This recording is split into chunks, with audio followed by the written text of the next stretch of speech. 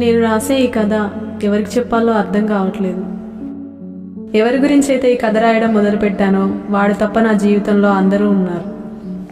నా జీవితంలో చాలా మలుపులు. బ్రతకడం కష్టమవుతుంది, చచ్చిపోయే ధైర్యం లేదు.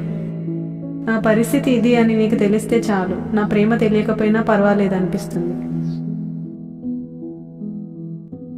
అన్నయ్య వదనమ్మ చచ్చిపోయి సంవత్సరం అయింది కదా.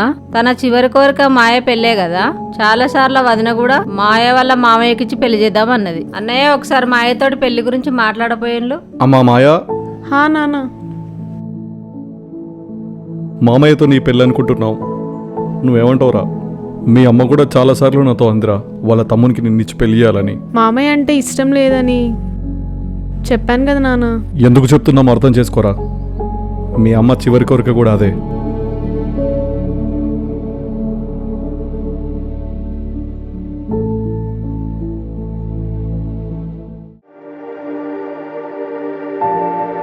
హే ఆగు, ఎటెళ్తున్నావు?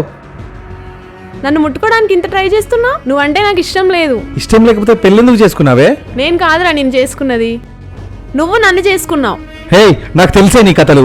ఆ రామ్గాన్ గురించి బుక్ అంతా నింపుకున్నావు కదా. 4 years వాడు వెంట పడుతూ ఉన్నా వాడి చూపులో కొంచెం కూడా తప్పు కనిపించలేదు. నువ్వు నాకు మొగుడులా ఉన్నా నీలో అణువు తప్పు కనిపిస్తుంది.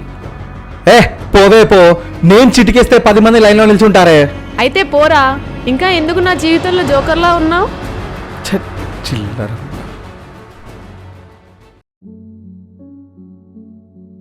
మాయా, ఎలా ఉన్నావే? నేను బాగున్నాను, నువ్వు బాగున్నావా? నేను బాగున్నానే. మీ హస్బెండ్ ఎలా ఉన్నాడు? బాగున్నాడే. రాము ఎలా ఉన్నాడే? నీకెన్నిసార్లు చెప్పాలే, రాము సచ్చాడో బతకాడో కూడా తెలియదు. నీ చుట్టూ ప్రేమ ప్రేమ అని తిరిగినప్పుడేమో పట్టించుకోలేదు, ఇప్పుడేమో రాము రాము అంటున్నావా? 4 సంవత్సరాల నుంచి ప్రేమ ప్రేమ అని నీ వెంట పడితే పట్టించుకున్నావా నువ్వు?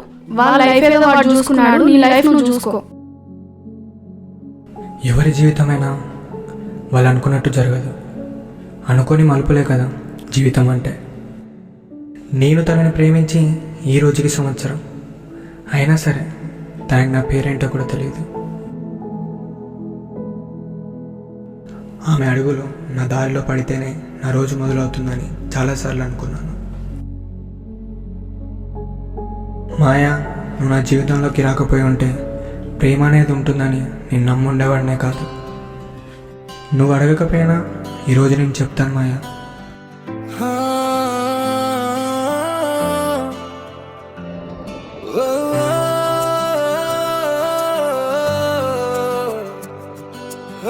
నేను ఇప్పుడు ప్రేమిస్తున్నానంటే తను ఎలా రియాక్ట్ అవుతుందేమో.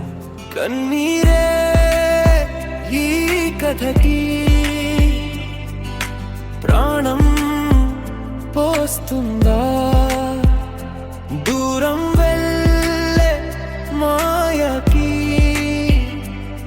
నా ప్రేమే తెలిసిందా? దరి చేరి జతై కలిసి తోడుగా నిలుస్తుందా? ఓ మాయా మాయా, నువ్వు మళ్ళీ రావా?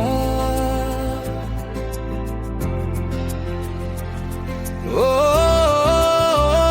మాయా, నీ కోసమే వేచి ఉన్నా. ప్రతిరోజు నేను దగ్గరగా చూస్తూనే ఉన్నా, కానీ మాట్లాడే ధైర్యం చేయలేకపోతున్నా.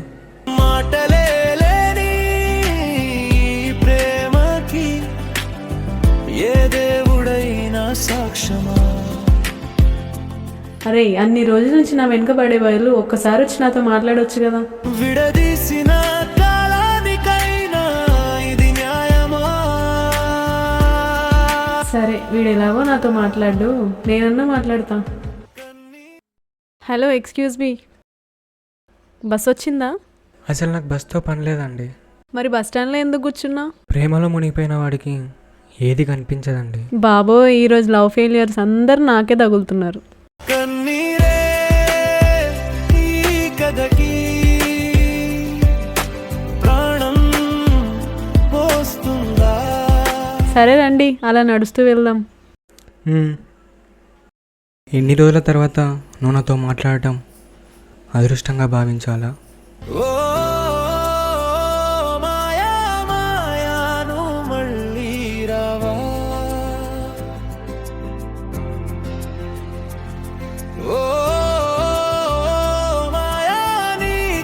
కోసమే నాకు ఇంత దగ్గరగా ఉన్నావు కానీ ఏం లాభం మాయా. నా మనసులో ఉన్న మాట నీకు చెప్పనప్పుడు మాటలే లేని ప్రేమకి ఏ దేవుడైనా సాక్ష్యమా, విడదీసిన కాలానికైనా ఇది న్యాయమా.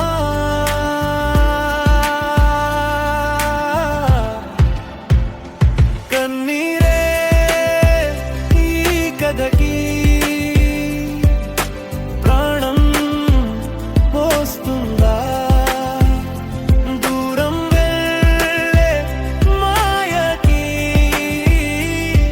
నా ప్రేమే తెలిసిందా.